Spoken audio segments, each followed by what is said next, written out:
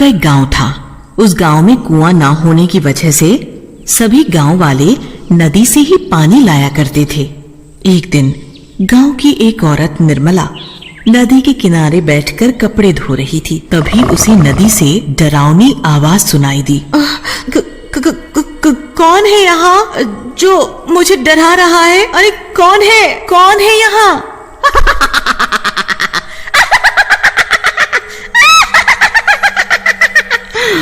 मैं हूँ, मैं। चुड़ैल भागो यहाँ से, भाग जाओ यहाँ से। निर्मला अपने कपड़े छोड़कर गांव में भाग जाती है।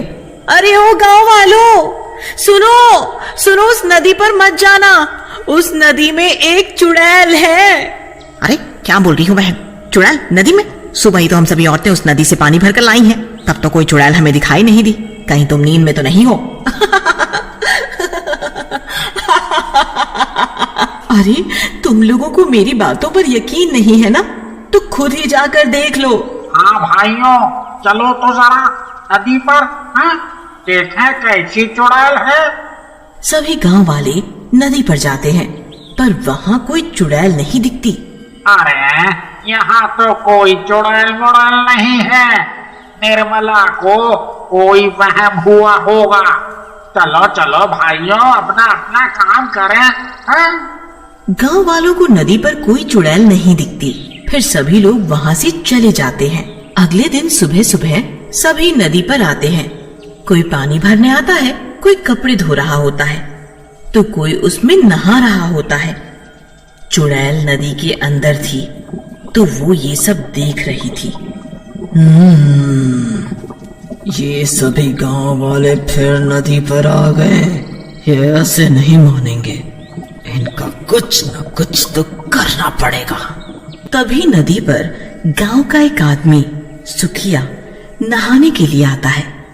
जैसे ही सुखिया नदी में नहाने के लिए अंदर घुसता है, नदी में अंदर बैठी चुड़ैल उसका पैर पकड़ लेती है। अरे अरे अरे अरे मेरा पैर किसने पकड़ा है? कौन है भाई नदी के अंदर?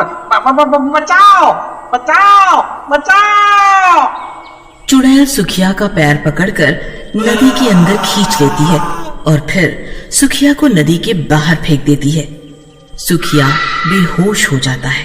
गांव के कुछ लोग सुखिया को वहां पड़ा देखते हैं। सुखियो, ये तुम्हें क्या हुआ? अरे ये तो बेहोश है, इसे इसके घर ले चलो। जब ये होश में आएगा तभी कुछ बताएगा ये बेहोश कैसे हुआ है। सभी गांव वाले उसे उठाकर उसके घर ले जाते हैं। जब सुखिया होश में आता है तो उसके साथ क्या हुआ सब बताता है। भाइयों, मैं सच बोल रहा हूँ, नदी में कोई तो था जिसने मुझे नदी में खींच लिया था। अरे ये क्या हो रहा है? पहले निर्मला और अब ये सुखिया, तुम दोनों का दिमाग तो नहीं खराब हो गया? तुम लोग मेरी बात पर यकीन क्यों नहीं करते? मैं सच बोल रहा हूँ। अरे भाइयों, देख नहीं रहे कितनी भयंकर गर्मी पड़ रही है? गर्मी की वजह से सुखिया बेहोश हो गया होगा और कुछ नहीं। हाँ, तुम सही बोल रहे हो, ये सुखिया तो कुछ भी बोले जा रहा है। फिर सभी गांव वाले वहां से चले जाते हैं। कोई भी सुखिया की बातों पर यकीन नहीं करता। फिर भी सभी लोग नदी पर जाते, वो भी वहीं कपड़े धोने लगती हैं। तभी उस चुड़ैल की भयानक आवाज आती है और सभी औरतें वहां से भाग जाती हैं। ये लोग नहीं मानेंगे, इनका कुछ तो करना होगा। नदी पर जो कचरा पड़ा होता है वो कचरा उठाकर आधी रात को चुड़ैल गांव वालों के घर पर फेंक आती है। अरे सत्यानाश हो उसका, जिसने मेरे घर पर ये कूड़ा फेंका। अरे कोई है? मेरे घर पे कूड़ा किसने फेंक दिया? देखो जी, किसी ने हमारे घर पर इतना सारा कचरा फेंक दिया है, भला बताओ। ये सब देखकर पारो और मुरली गांव वालों से लड़ने लगते हैं। वो चुड़ैल फिर से आधी रात को नदी से निकलकर गांव में आती है और अब की नदी से ढेर सारी कीचड़ उठाकर शंकर के घर पर फेंक कर चली जाती है। सुबह होते ही रानी, ये अजीब सी बदबू कहाँ से आ रही है? हाँ जी, बदबू तो मुझे भी आ रही है। ये बदबू शायद बाहर से आ रही हो। दोनों बाहर जाकर देखते हैं तो उनके घर पर ढेर सारी कीचड़ पड़ी होती है। ए, ये कीचड़ किसने डाला मेरे घर पर? इसकी इतनी हिम्मत! ओए, क्या हुआ शंकर भाई, क्यों शोर मचा रहे हो? ए, अरे भाई जरा यहाँ देखो, किसी ने मेरे घर पर ये कीचड़ डाल दिया है। पता नहीं कौन है वो, अगर पता चल गया ना छोड़ूंगा नहीं उसे। हाँ। शांत रहो शंकर भाई, किसी ने तुम्हारे साथ मजाक किया होगा। कोई बात नहीं, अभी तो मैं चुप हूँ, और अगली बार ऐसा कुछ हुआ ना तो उसे छोड़ूंगा नहीं। हाँ। सभी गांव वाले वहां से चले जाते हैं। जब रात को सभी गांव वाले सो जाते हैं तो नदी वाली चुड़ैल फिर से गांव में आती है। जब वो चुड़ैल कूड़ा उठाकर लोगों के घरों पर फेंक रही होती है, तभी गांव का एक आदमी किशन लाल अपने घर की खिड़की से उस चुड़ैल को कूड़ा फेंकते हुए देख लेता है। हमारे गांव में चुड़ैल, पर ये चुड़ैल यहाँ क्या कर रही है? अच्छा, अब पता चला, ये चुड़ैल ही थी जो सभी के घरों पर कूड़ा कचरा डाल जाती है। सुबह होती ही ये बात गांव वालों को बतानी पड़ेगी। भूरा के घर पर चुड़ैल कूड़ा डाल कर गई तो वो भूरा सभी गांव वालों से लड़ रहा होता है। हद हो गई अब तो, ये रोज रोज कौन कूड़ा कचरा डाल जाता है, कभी किसी के घर तो कभी किसी के। आज उसने मेरे घर पर कूड़ा डाला, इसकी इतनी हिम्मत, एक बार हाथ लग जाए छोड़ूंगा नहीं उसे। हाँ। किशन लाल ने रात में चुड़ैल को देखा था, तभी वो वहाँ आ जाता है। रुको रुको रुको, तुम सभी लोग लड़ना बंद करो। तुम सभी के घरों पर कूड़ा अपने गांव में किसी ने भी नहीं डाला। ये क्या बोल रहे हो तुम? मेरे घर पर किसी ने भी कूड़ा नहीं फेंका, तो किसने फेंका?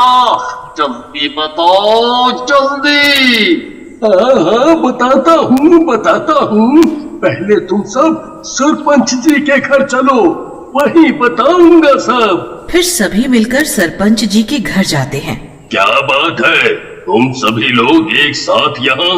सरपंच जी, बात ही कुछ ऐसी है कि सभी को यहाँ आना पड़ा।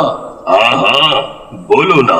सरपंच जी, हमारे गांव में चुड़ैल है जो उस नदी के अंदर से आई थी। देखा, मैंने सच बोला था ना, उस नदी में चुड़ैल ही थी जिसे मैंने देखा था।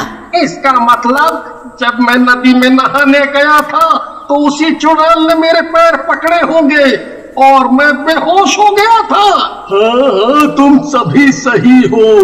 उस नदी में एक चुड़ैल रहती है, मैंने खुद उसे देखा है गांव में। गांव में हमें तो कभी कोई चुड़ैल दिखाई नहीं दी। किशन लाल सभी गांव वालों को बताता है। आधी रात को जब मैं पानी पीने के लिए उठा तो मेरी नजर खिड़की के बाहर गई तो देखा एक चुड़ैल सभी के घरों पर कूड़ा फैला रही थी। और तो और गांव में भी चारों तरफ कूड़ा ही कूड़ा फैला दिया। जब वो कूड़ा फैला कर जाने लगी तो मैंने उसका पीछा किया और वो चुड़ैल नदी के अंदर चली गई। पर मेरी समझ में ये नहीं आ रहा कि वो चुड़ैल ऐसा क्यों कर रही है। अब नदी पर जाना खतरे से खाली नहीं है। सरपंच जी, अगर हम लोग नदी पर नहीं जाएंगे तो पिएंगे क्या? और बाकी घर का सारा काम भी तो पानी से होता है, खाना बनाना, नहाना, कपड़े सभी। हाँ सरपंच जी, शंकर सही बोल रहा है। हमारे घर की औरतें नदी पर कैसे जाएंगी?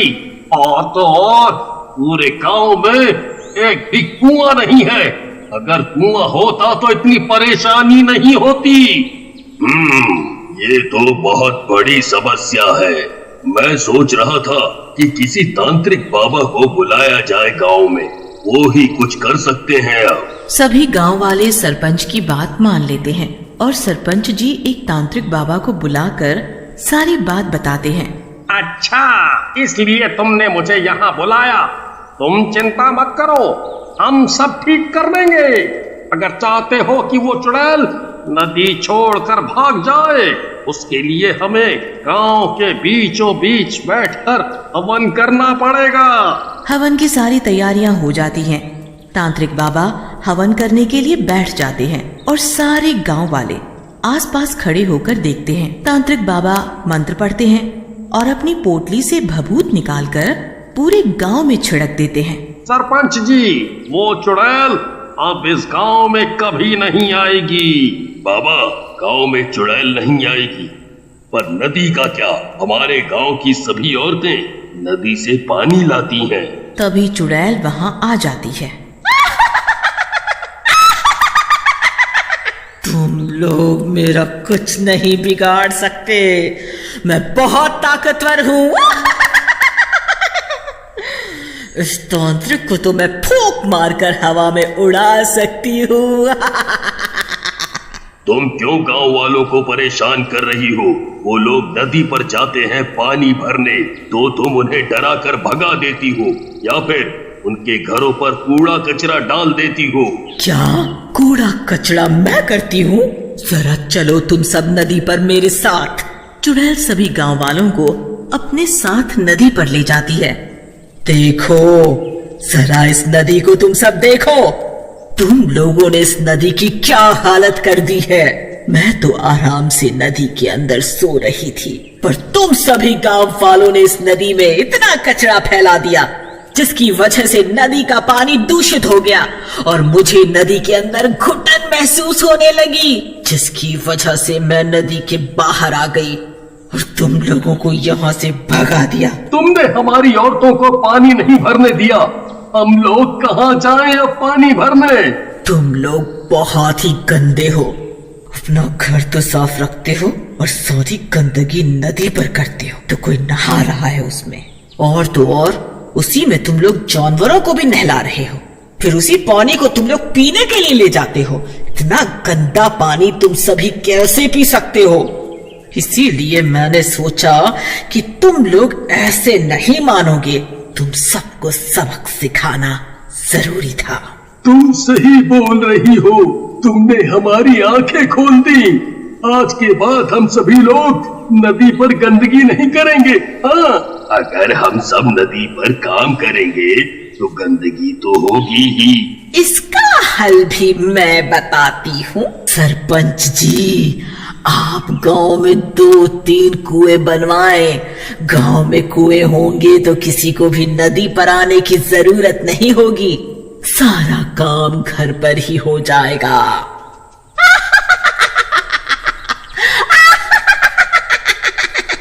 तुमने सही कहा, मैं कुएं जरूर बनवाऊंगा। तुम्हारा बहुत बहुत शुक्रिया। और चुड़ैल वहां से हमेशा हमेशा के लिए चली जाती है।